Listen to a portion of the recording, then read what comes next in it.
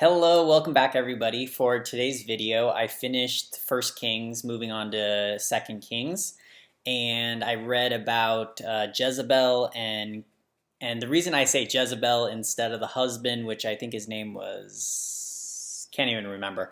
Jezebel was sticking out to me though because she was essentially a temptress. She got her husband, who was the king of Israel, to turn against God and to worship Baal and other gods, and she set up temples and she brought prophets of Baal in, and she actually even executed the prophets of God or Israel.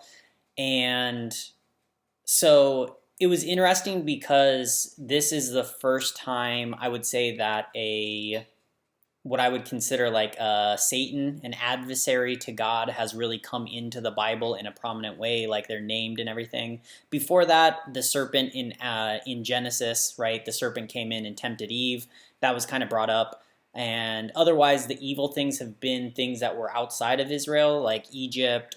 They've been things that were not from the inside. They were Israel being attacked by the outside, or God's children being attacked from the outside. But this was the first time where one of God's people, an Israelite, married outside of his faith, and that woman Jezebel turned him against, and then she just did a lot of things. She kind of corrupted Israel from the inside.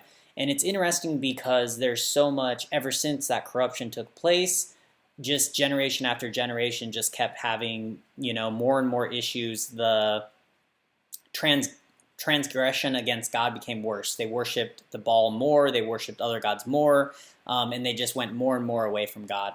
So yeah, the thing that stood out to me in that is just that. And I try to ask myself, because for me it seems simple, right? When I'm reading the Bible, it seems like, oh, okay, why would somebody give in? Like, why is this king giving into why is he giving in to his wife, especially when these kings are having hundreds of wives? Solomon had 1,000 wives. So, I mean, if a king has, let's say this king only had 500 wives or even 100 wives, why is Jezebel, this one wife, standing out so prominently, and why is she able to tempt him so much? And yeah, I mean, this is something I don't have an answer about. I just want to bring it up because it's something that's kind of sitting in my mind.